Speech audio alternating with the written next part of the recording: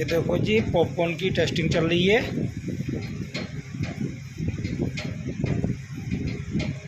डालो मक्का, डालो और डालो।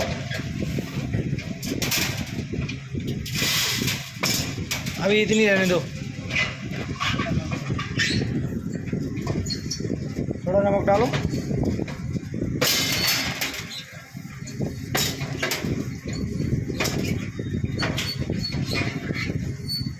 बस बस बस बस, ज़्यादा मक्का और डाल दो इसमें, मक्का कम है।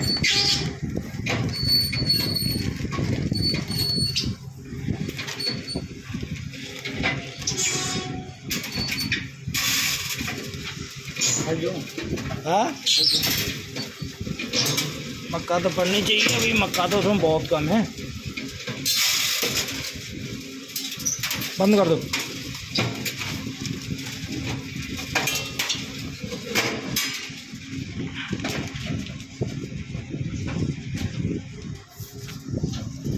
अब तुम हट जाओ, साइड से हट जाओ।